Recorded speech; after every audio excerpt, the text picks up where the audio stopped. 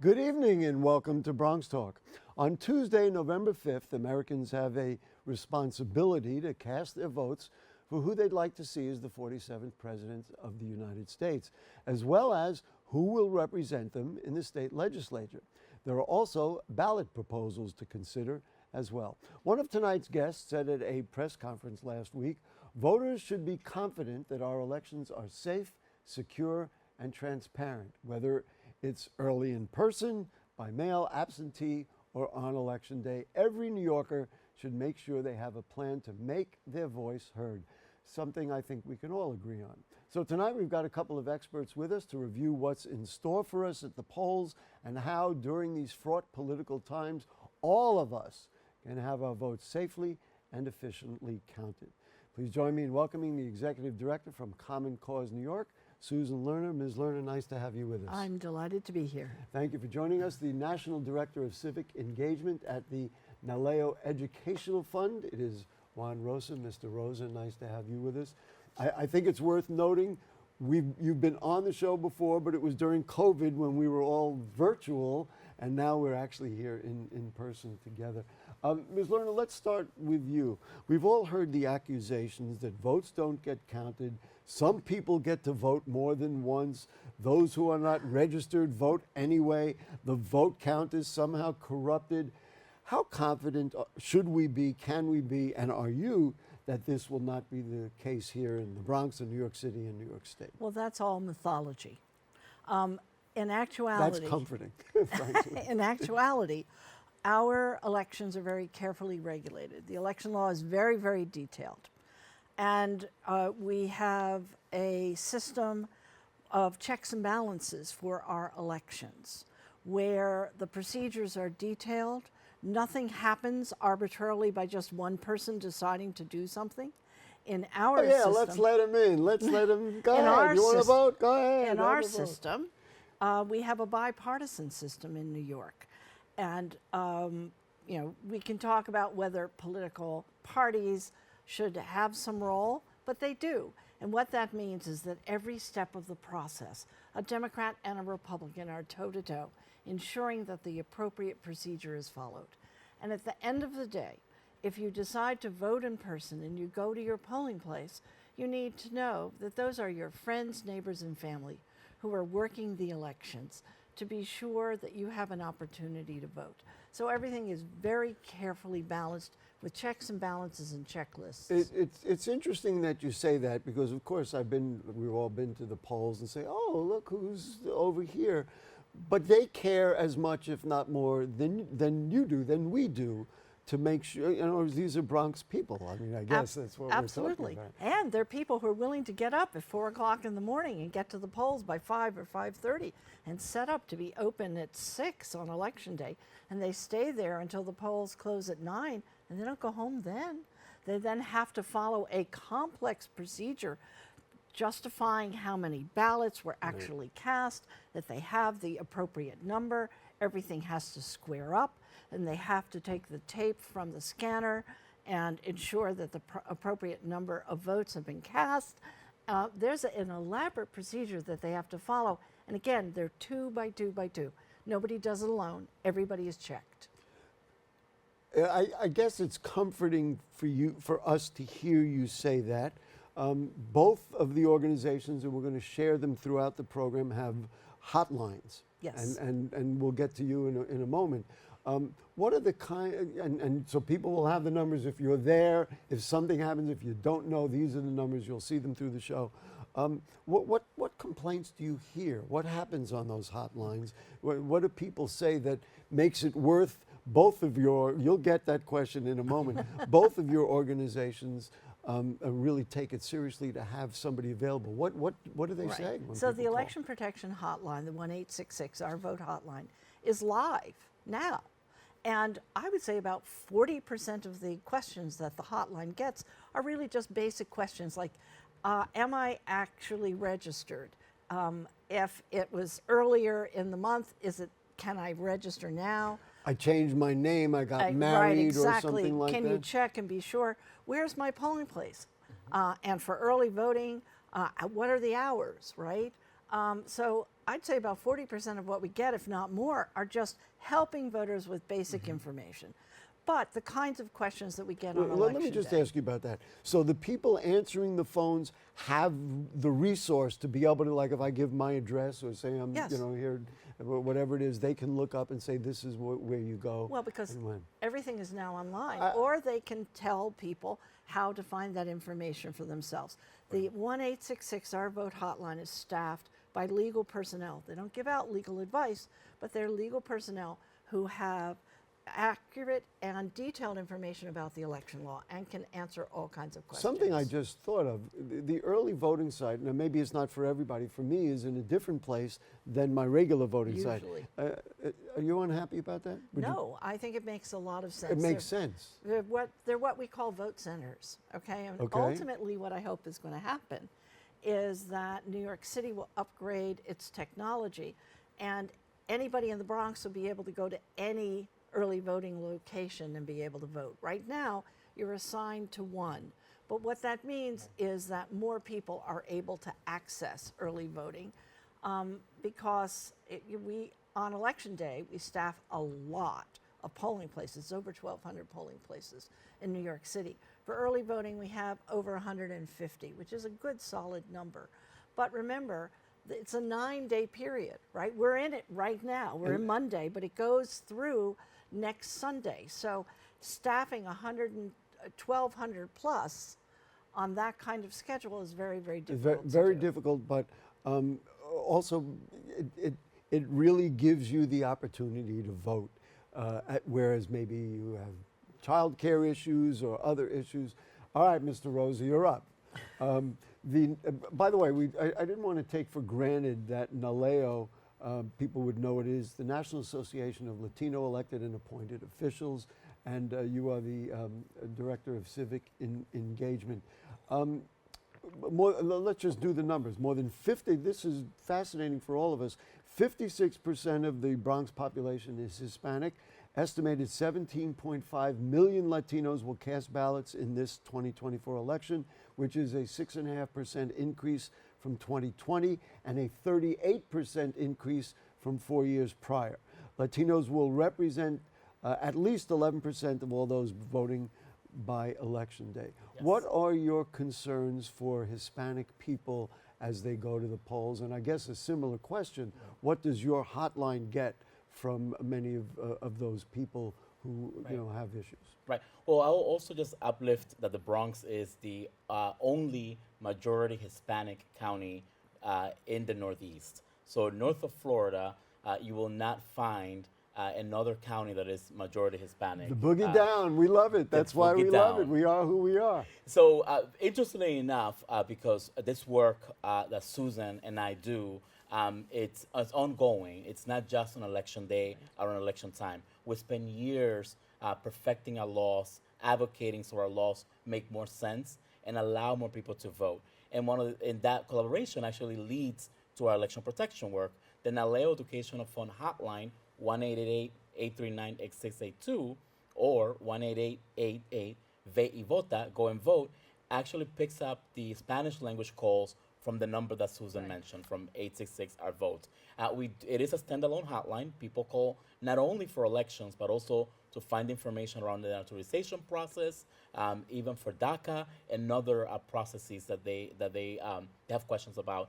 Around election time, we do leverages as our election protection hotline. When you say leverages? Leverage it for our election protection hotline. So we add hours, we add operators. I see. And then we connect to Election Protection Coalition. So, which Susan mentioned, allows us to access lawyers who, again, are not doing legal advice, but actually know election law and can quote it verbatim. And additionally, can actually help resolve issues. So our Election Protection Coalition is actually very robust. It's information, it's sort of that legal support, but it's also resolving the issues because many of us in the command centers have direct access to election administrators and can pinpoint for them where there are issues. That's why those numbers, and again, they'll be up through the show, that's why those numbers are so important. Go ahead, you want to say something? So I was going to say, Gary, yes, please that do. you asked what's the most frequent call that we get, and I think Juan probably has the same thing, and that is the voter gets to their polling place, they're not in the registration book. So That they is- get there, and they why? get there. Why does that? Why would that happen? Sometimes they're at the wrong polling place. Right. Sometimes they have been listed as inactive. You're Right. now required to Right. list inactive, but it's separate sometimes. Sometimes, databases, do something you want to got add wrong. something For to the- why that would Yeah, be the for case? the Latino community, we know one of the characteristics of our community is that they actually move around a lot. Right. And in America, Ah. as we know, it's our responsibility to update election administrators when we move. So that contributes And to then us. well, I'll ask you first. What do you do when somebody says I'm not in the book? Like, how can you resolve that? So I we- can't even imagine. Yeah, so we inform them and educate them about affidavit voting or where provisional balloting, where you could cast your ballot and then it's up to the administrator later on after election day to review prove- it Yeah. and you would do it then by showing a driver's Right, license or right. other proof of. Right. Well, Exactly. so what happens, the first question is, have you moved recently? Right. Right. Give me your former address, and then they'll look Right. up Right. the voter in the database and see, Right. oh, yes, you are registered, but it's at another Right. address. So if you go to the polling place for your new address, you fill out the affidavit ballot that Juan mentioned. It also serves as a re-registration form. So it So updates. it's like 2 in 1. It's 2 in 1. I just wanted to make the point. I think about it. I mean, I grew up English speaking in an English speaking household, so everything that came in, we could easily digest. But now the voter guide, which I have here, if you go the other way, it's in Spanish. It seems to me we've done a better job now making it so that people who are not native English speakers can find out what's going on. Right? Do Right, you agree with and that? that's mandated by law, right? So New York City, our counties are. I vote yes on that. I like the idea. So our counties are mandated by law under Section 203 of the Voting Rights Act to provide language assistance, not just in Spanish. Spanish is the largest language minority, so you see more Spanish, but there are also other languages that the course. city is obligated to provide, the state actually is obligated to provide those supports. You provided us with a PSA. This is an English-speaking program, but we decided that it was important to put it out in Spanish. It's 30 seconds Great. long, but it is to get people out to the polls. I don't know, a drum roll. Here, this came from Naleo. Let's take a look. El día de las elecciones es el martes 5 de noviembre. Anímate a votar por el futuro de tu familia, para que nuestros líderes respondan a nuestras necesidades, para exigir más oportunidades para nuestra gente. Existen varias opciones para ejercer tu voto. Llama al Fondo Educativo Naleo al 1-888-839-8682 para conocer tus opciones y tus derechos para votar o para resolver cualquier inconveniente, pagado por el Fondo Educativo Naleo. All right, there you go, the Naleo Educational Fund. We'll ask you both the question, Mr. Rosa, you first. Is this election more of a concern for you than in the past because of all the talk and everything else? Or is it really, look, we got our systems in New York. I can't talk about all the other states. That's somebody else's problem, but we're okay. But are you concerned? Well, as you know, Naleo is a national organization. So we're the same work we're doing here in the Bronx. We're doing it in Houston. We're doing it in Southern California, in other places around the country. We have seen the same levels of voters needing access to information since we were founded back in the 1980s. So we've always prepared for our voters lacking essential information about how to participate. That's why I'm here today, because you gave me the grace of coming to inform voters about not only their rights, but also a resource that they have all the way to Election Day. The one concern that we do have is the spread of misinformation around election. Such as? Vote by mail doesn't count. It is fake. Undocumented immigrants are being allowed to vote, not only allowed, but invited to come vote. So we are concerned about what that means for the Latino community's desire to go out and vote, right? Willingness to go out and vote if they're being told that their votes actually don't matter, which is not new, but now it's being fueled by the internet. More concern or less concern? So, Or similar? well, It's always concern. There's always concern. Common Cause New York not only is involved with the hotline, but we also are the field operation for election protection. So we train nonpartisan volunteers to be assigned to polling places to help voters. Oh, and so to you're out watch there out in for the problems. field as well. Exactly. And so, we are training our people. We're not expecting them to get into, we are not expecting danger, okay? But political violence is a very broad concept. And what we are seeing is people who It's are out nasty. there. People who are nasty, people Yeah. harassing or trying to intimidate people from actually going into the polls. We train our people how to de-escalate, not to get into a dangerous situation, but what to report and how to support the election officials and let them know if there's a problem at a particular Common location. Cause is nonpartisan, which Yes. you have established with me and with all of us. But you do have a thing about the proposals. So we take positions on issues. We don't take positions So- on candidates. Got it. So I have this, and I know, speaking to you and to your colleagues, that you are concerned about, and you've even petitioned the governor over Proposal 1, right? Yes. So let's take a look. People can see, this is what we all got in the mail. This is what's there. And now I want to just, I'm going to read, let's get to the bottom of it. We have, this is Proposal 1, right? This proposal adds protections to the state constitution's Bill of Rights to prohibit discrimination on the basis of ethnicity, origin, age, disability, and sex, including sexual orientation, gender identity, pregnancy, and pregnancy outcomes. It would also protect New Yorkers who seek access to reproductive health care from discrimination on that basis. And then they give you, the voter guide gives you the little hint. New Yorkers would be protected under the law for discrimination based on these criteria. So- what's the problem? So I smoke know coming you out of thought- my ears. Oh, there we Okay, go. Common Cause was a major proponent for what we call a plain language law, which is in our law now, that anything that appears on the ballot, a ballot proposal, has to I be. showed that on purpose so you'd have something Yeah, to work absolutely, with. to react to. I didn't So, realize you. Go ahead, I'm sorry. so it's supposed to be no more complex to read than requiring an 8th grade reading level. And there's no 8th grader. That's not 8th grade reading level at all. That is college level. That is almost postgraduate Legal level. speak.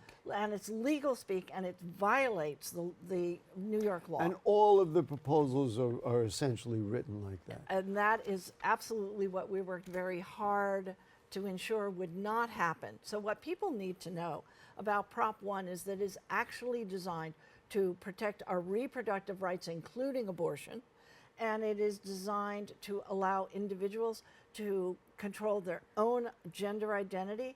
It strengthens protections for LGBTQ folks, and it basically ensures that no matter who is in control of our legislature, who our governor is in the future, that these basic rights for New Yorkers will be in our Constitution, which is bedrock. Did you get response yet, or we're still in the process of petitioning the governor's office to, and the State Board of Elections Well, to deal with it? the board ignored us. Oh. Well, maybe now you're on TV. Maybe we get a, So people should know, this is about your very basic personal freedoms to ensure that in the So future, you- New York cannot interfere. you support this, but you're not happy with 2 through 6. And by the way, to find them, you'll turn over your ballot and see the proposals Right. on the back. Make sure everybody does that. Yeah. Go ahead. Yeah, so 2 through 6, I'm sure that most of your viewers, if not all of them, had no idea that Mayor Adams appointed a charter revision commission this summer, I knew about it. and that they, in 2 weeks, had a report out already on what they thought should happen, and in less than 2 months, they put these very opaque and misleading proposals on the ballot. So the process was a sham. It's not the way we should be changing our charter. The city charter is our constitution. So it's bedrock. It should be I carefully just want to changed. move it forward before we run out of time. So your recommendation, Common Cause says, and folks are Vote free yes to vote on Prop 1, Okay. and nix 2 through 6. Vote no on Nick, 2 so through she's 6. got a whole. Does Naleo take a position on these things? So we are- Because I know you're also nonpartisan. We're also nonpartisan, and we do not take positions on Okay. ballot proposals or candidates. I discovered something which I want to show you that is rather extraordinary in terms of voters trying to make sense and know who to listen to, who's telling us the truth, And so there is this video. It's about 1.5 minutes long. I want to show. We're going to show you because you haven't. Maybe you've seen it somewhere else. But I want to show the viewers, and especially the end is remarkable. So let her rip. Artificial intelligence has gotten so advanced. You probably can't tell that some of us aren't real. I'm definitely real. And that's a problem. because this election, bad actors are going to use AI to trick you into not voting. Not voting. Luckily, we already know what they're going to do. They'll use fake phone calls, videos, or messages to try to change when, how, or where you vote. For example, a fake message saying voting has been extended. Or your polling location has closed or changed due to an emergency. Or you need new documentation to vote. These are all scams designed to trick you into not voting. Don't fall for it. Do not fall for it. This threat is very real. If something seems off, it probably is. Always double check your state's official website. Or go to represent.us/vote-safe. Voting is your right. Voting is your right. Don't let anyone take it from you. Don't let anyone take. You want to take.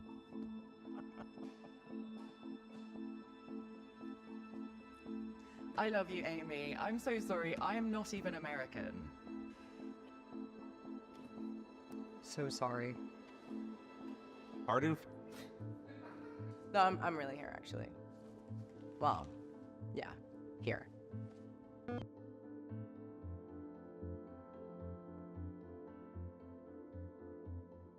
I think what this says is, for example, using the two people who are in the room, these are the people you got to listen to. And I'm not saying if you have a favorite movie star or singer or whatever and they come out, et cetera, but those kind of, that's how far we can go to fool people. Scary, right? Yeah, absolutely, which is why, as they were saying, if something seems off or it's a little too cute or too sensational, double check. Like that video is a little too cute. 1-866-OUR-VOTE, or in New York City, you can go online to vote.nyc and get the information directly from the Board of Elections. What is, you mentioned it, and Mr. Rosa, we'll start with you, the Election Protection Program. You both support this. Yes. You work together. What I really like about having both of you here is, even though you work for separate organizations, there's a commonality. But just talk in general about who runs it and what it is. There's a national network of hundreds of nonpartisan, nonprofit organizations, and it is convened by the Lawyers Committee for Civil Rights under the law. And so what we do is we combine our ability to do field work, our ability to, again, access lawyers for election protection, our ability to communicate, and around election time, we expand our capabilities by partnering more closely with one another in order to get people the information they need to go vote and to actually protect the right to vote during what used to be called Election Day, but now it's really election month or weeks. Election year, the way that this one is going. Well, thankfully, with the evolution of vote by mail and early voting, we're going to have many more opportunities. So it is a network, a national network of nonpartisan, nonprofit organizations from all walks, all the communities are represented, Asian American communities, African American communities, indigenous communities, and good government groups. So here's my question, Ms. Lerner, I'll ask you this. Yep. We hear about laws being attempted to be changed, and in some cases they've been changed in other states.